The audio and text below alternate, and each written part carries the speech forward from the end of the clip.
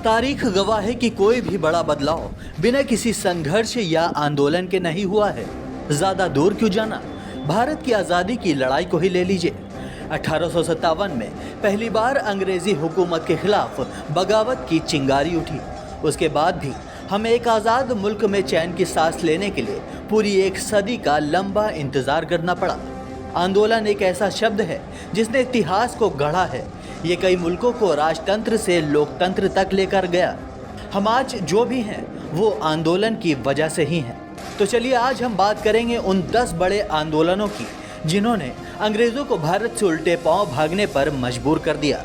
चलिए सबसे पहले बात कर लेते हैं 1857 के विद्रोह की। भारत के इतिहास में 1857 की क्रांति का बहुत महत्व है। इस क्रांति ने देश में दूरगामी बदलाव की नींव रखी थी। यूं तो इसे एक बिखरा हुआ आंदोलन कहा जा सकता है, लेकिन जिन हालात ने इसे पैदा किया उसके नतीजों ने भारत पर गहरा प्रभाव डाला।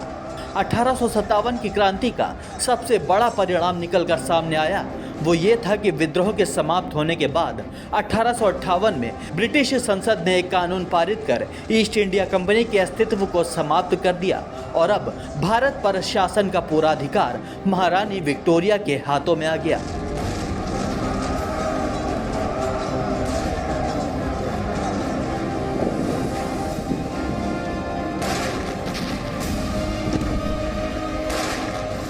नील विद्रोह या नील आंदोलन दरअसल शोषण के विरुद्ध किसानों की ये सीधी लड़ाई थी।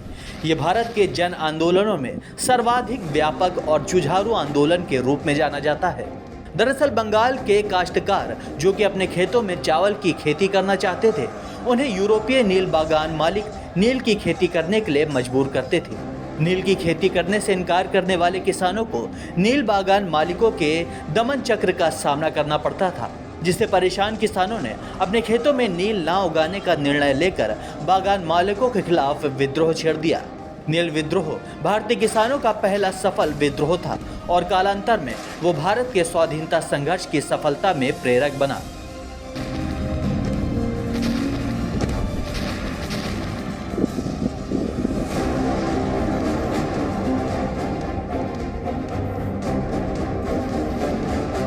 अब बारी आती है जलियांवाला बाग नरसंहार की। जी हाँ, 13 अप्रैल 1919 ये वो दिन था जो हर भारतीय को सदियों के लिए एक गहरा जख्म दे गया। जलियांवाला बाग नरसंहार को व्यापक रूप से भारतीय राष्ट्रीय आंदोलन में महत्वपूर्ण मोड़ के रूप में देखा जाता है, जिसने अंग्रेजी राज का क्रूर और दमनकारी चेहरा सामने लाया। कई इतिहासकारों का मानना है कि इस घटना के बाद भारत पर शासन करने के लिए अंग्रेजों के नैतिक दावे का अंत हो गया। इस घटना ने सीधे तौर पर एकजुट राजनीति के लिए भारतीयों को प्रेरित किया, जिसका परिणाम भारतीय स्वतंत्रता प्राप्ति के रूप में देखा गया।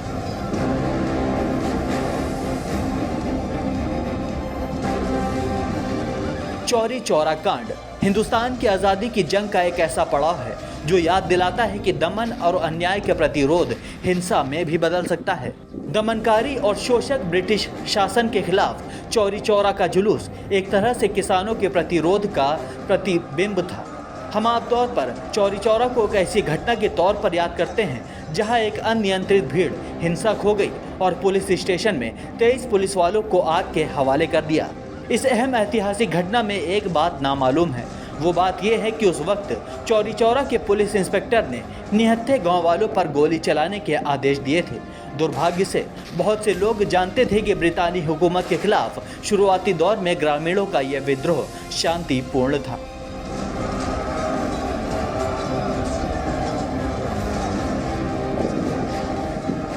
असहयोग आंदोलन महात्मा गांधी के नेतृत्व में अंग्रेजी हुकूमत का प्रतिरोध करने के लिए 1 अगस्त 1920 को असहयोग आंदोलन की शुरुआत हुई। खिलाफत आंदोलन को भी इस आंदोलन में समाहित कर दिया गया। इस तरह देश के मुसलमान भी बड़े पैमाने पर अंग्रेजों के विरोध में सड़कों पर उतर आए। अगर सही मायनों में कहें तो ये 1857 के विद्रोह के बाद ये पहला ऐसा आंदोलन था जिसने अंग्रेजी सत्ता को झकझोर कर रख दिया था।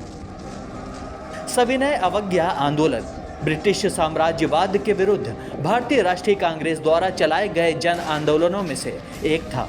1929 तक भारत को ब्रिटेन के इरादे पर शक होने लगा कि वो औपनिवेशिक स्वराज्य प्रदान करने की अपनी घोषणा पर अमल करेगा भी या नहीं। भारतीय राष्ट्रीय कांग्रेस ने लाहौर अधिवेशन जो कि 1929 में हुआ था, उसमें घोषणा कर दी कि उसका लक्ष्य भारत के लिए पूर्ण स्वाधीनता प्राप्त करना है। महात्मा गांधी ने अपनी इस मांग पर जोर देने के लिए 6 अप्रैल 1930 को सविनय अवज्ञा आंदोलन छेड़ा, जिसका उद्देश्य कुछ विशिष्ट प्रकार के गैर कानूनी कार्य सामूहिक रूप से करके ब्रिटिश सरकार को झुका देना था।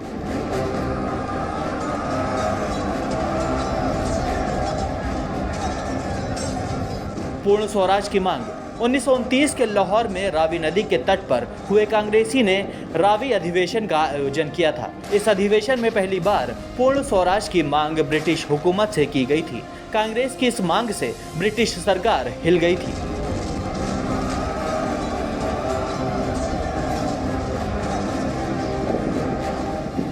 नमक सत्याग्रह या दांडी मार्च। नमक सत्याग्रह आंदोलन का मुख्य उद्देश्य अंग्रेजों के लागू किए गए नमक कानून के खिलाफ सविनय कानून को भंग करना था। दरअसल अंग्रेजी शासन में भारतीयों को नमक बनाने का अधिकार नहीं था। उन्हें इंग्लैंड से आने वाला नमक ही इस्तेमाल करना पड़ता था। इतना ही नहीं, अंग्रेजों ने इस नमक पर कई गुना कर भी लगा दिया था। लेकिन नमक जीवन के लिए आवश्यक वस्तु है, इसलिए इस कर को हटाने के लिए गांधी ने ये सत्याग्रह चलाया था। सुभाष चंद्र बोस ने भारत को अंग्रेजों के कब्जे से आज़ाद करने के लिए 1942 में आज़ाद हिंद फौज नामक सशस्त्र सेना का गठन किया गया। 1 साल के अंदर ही इस फौज ने ब्रिटिश सेना और हुकूमत दोनों को हिला कर रख दिया। इस सेना ने देश के लोगों में मर मिटने की जज्बा और देश को आज़ाद कराने के लिए संघर्ष के मनोबल को चरम पर पहुंचाने का काम किया था। इस काम को अंजाम तक पहुंचाने में सुभाष चंद्र बोस ने अहम भूमिका निभाई थी। भारत छोड़ो आंदोलन। भारतीय स्वतंत्रता संग्राम में निर्णायक भूमिका निभाने वाले भारत छोड़ो आंदोलन ने अंग्रेजी हुकूमत की नींव हिलाने का काम किया था।